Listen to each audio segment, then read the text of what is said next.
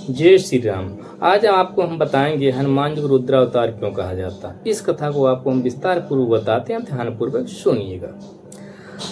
हिंदू धर्म की कई परंपराओं में हनुमान को शिवा के एकादश रुद्रावतार के रूप में माना जाता है। हालांकि वाल्मीकि रामायण में हनुमान जी को सीधे रुद्रावतार नहीं कहा गया, लेकिन बाद की पौराणिक और भक्त परक परंपराओं में यह मान्यता व्यापक रूप से स्वीकार की गई। रुद्रावतार की कथा। जब अधर्म बढ़ा और राक्षस राज रावण का अत्याचार पृथ्वी पर बढ़ने लगा, तब भगवान विष्णु ने श्री राम के रूप में अवतार लेने का निश्चय किया।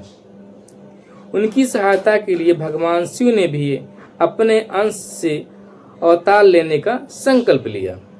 कथा के अनुसार भगवान शिव ने अपने रुद्रांश को बानर रूप में प्रकट किया। यह दिव्य तेज अंजना के गर्भ में का जन्म हुआ, इसलिए उन्हें वायुपुत्र मारुतनंदन और वायुपुत्र भी कहा जाता है।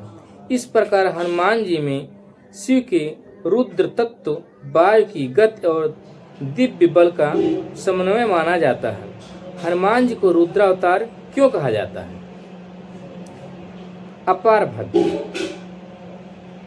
अपार शक्ति रुद्र का एक मुख्य गुण है। अद्भुत पराक्रम। हनुमान जी ने बाल्यकाल में सूर्य को फल समझकर निगलने का प्रयास किया और बाद में समुद्र लाकर लंका पहुंचे। क्रोध और संहार शक्ति। जब हनुमान जी की रक्षा का प्रश्न आया तो हनुमान जी ने लंका दहन किया। यह रुद्र के संहारकारी स्वरूप की याद दिलाता है। शिव भक्त और राम भक्त का संगम। शिव स्वयं श्री राम के महान भक्त को जानते हैं। हनुमान जी श्री राम के प्रति अन्य भक्त को शिव तत्व का भी विस्तार माना जाता है। निर्भयता। रुद्र का स्वरूप भय का नाश करने वाला है। हनुमान जी को संकट मोचन कहा जाता है क्योंकि वे भय, बाधा और संकटों को दूर करने वाले माने जाते हैं। शास्त्रीय आधार। कुछ पुराणों में ग्रंथों में हनुमान जी को शिवांश या रुद्रावतार कहा गया है। उनके प्रमुख रूप हैं शिव पुराण। इन ग्रंथों की विभिन्न कथाओं में यह वर्णन मिलता है कि हनुमान जी भगवान शिव के अंश से अवतरित हुए हैं।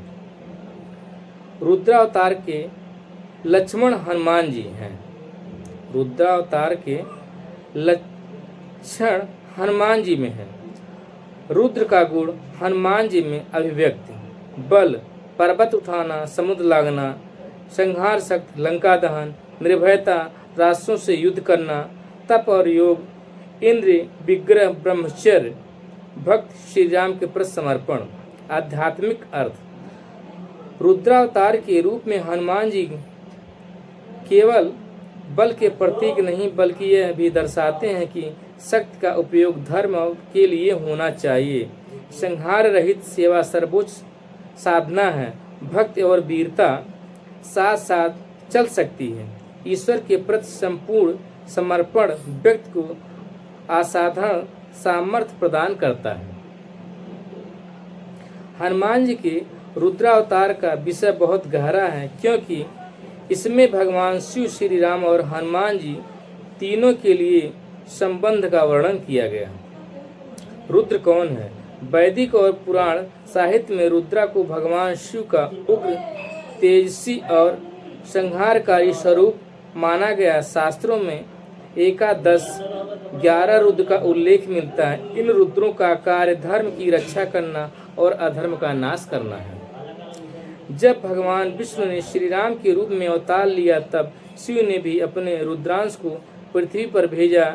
वहीं रुद्रांश आगे चलकर हनुमान जी के रूप में प्रकट हुआ। जन्म की विस्तृत कथा। हनुमान जी की माता अंजना पूर्व जन्म में एक अप्सरा थीं। एक श्राप के कारण उन्हें पृथ्वी पर बानरी रूप में जन्म लेना पड़ा। उन्होंने कठोर तपस्या करने के बाद पुत्र प्राप्त के लिए भगवान शिव की आराधना की। उसकी तपस्या से प्रसन्न होकर भगवान शिव ने वरदान दिया कि उनका अंश पुत्र रूप में जन्म लेगा। इसी समय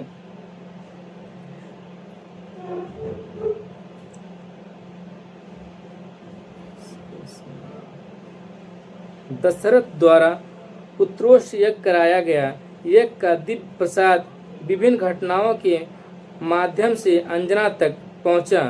वायु ने उस दिव्य शक्ति को अंजना के गर्भ तक पहुंचाने की भूमिका निभाई, इसलिए हनुमान जी को वायुपुत्र कहा जाता है। इस जन्म में 3 शक्तियां एक साथ आईं: शिव रुद्रांश, वायुदेव का आशीर्वाद, दिव्य यज्ञ शक्ति। बाल्यकाल की अद्भुत घटनाएं।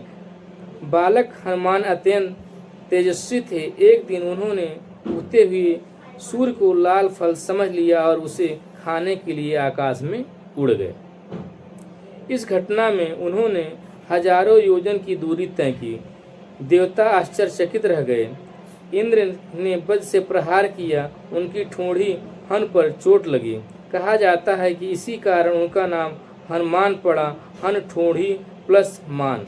जब वायु देव क्रोधित होकर प्राण वायु रोक पड़े तब देवताओं ने हनुमान को अनेक वरदान दिए। किसी अस्त्र शस्त्र से मित्र ना हो, अद्भुत बल प्राप्त हो, इच्छा अनुसार रूप बदल सकें, तेज बुद्धि और विद्या में अद्वितीय हो। रुद्र स्वरूप की अभिव्यक्ति। हनुमान जी सामान्यतः विनम्र और सेवा भावी दिखाई देते हैं, पर आवश्यकता पड़ने पर उनका रुद्र रूप प्रकट हो जाता है। समुद्र लांघना। जब कोई वानर सेना युद्ध पार करने का साहस नहीं कर सकी तब हनुमान जी ने अपना विराट रूप धारण किया। उन्होंने पर्वताकार शरीर बनाया, एक ही छलांग में समुद्र पार किया, अनेक बाधाओं को पराजित किया। यह रुद्र की असीम शक्ति का प्रतीक माना जाता है। लंका दहन। जब सीता की खोज के बाद रावण ने उनका अपमान किया तब हनुमान जी का उग्र रूप प्रकट हुआ। उन्होंने राक्षस सेना को पराजित किया। अपनी पूंछ से युद्ध में हनुमान जी ने केवल सैनिक की भूमिका नहीं निभाई, उन्होंने लक्ष्मण की रक्षा की, संजीवनी पर्वत उठाकर लाए, असंख्य राक्षसों का वध किया, पूरी वानर सेना का उत्साह बढ़ाया। उनकी शक्ति देखकर कई ग्रंथों में उन्हें चलते फिरते रुद्र कहा जाता है। हनुमान और शिव में समानताएं। भगवान शिव हनुमान जी कैलाश वासी योगी, महान तपस्वी, अत्यंत बलशाली, अतुलित बलधाम, दुष्टों का संहार, राक्षसों का विनाश, भक्त वत्सल्य, राम भक्तों की रक्षक, वैराग्यवान, पूर्ण ब्रह्मचारी, करुणामय, संकट मोचन। क्या हनुमान जी शिव के पूर्ण अवतार हैं? इस विषय में विशेष मत है। कुछ परंपराएं उन्हें शिव का पूर्ण अवतार मानती हैं, कुछ उन्हें शिव का अंशावतार मानती हैं, कुछ उन्हें एकादश रुद्र का अवतार कहती हैं। वैष्णव और शैव परंपराओं में विवरण विभिन्न हो सकते हैं, लेकिन दोनों ही हनुमान जी की महिमा का स्वीकार करते हैं। कलयुग में हनुमान जी मानता है कि हनुमान जी चिरंजीव हैं, अर्थात वे आज भी जीवित हैं और जहाँ श्री राम का नाम कथा या कीर्तन होता है वहाँ उपस्थित हो जाते हैं। रुद्रावतार होने का सबसे गहरा अर्थ यह नहीं कि हनुमान जी केवल बलवान थे, उनका अर्थ यह है कि उन्होंने रुद्र की अपार शक्ति को पूर्ण विनम्रता से परिवर्तित कर दिया। शक्ति थी पर अहंकार नहीं, पराक्रम था पर स्वार्थ नहीं, ज्ञान था पर गर्व नहीं, सामर्थ्य था पर स्वयं को केवल रामदास कहते। यही कारण है हनुमान जी को भक्ति, शक्ति, ज्ञान, सेवा और विनम्रता का सर्वोच्च आदर्श माना जाता है। उनके रुद्रावतार का संदेश है कि सबसे बड़े शक्ति वही है जो धर्म, सेवा और ईश्वर भक्त को समर्पित हो। राधे राधे।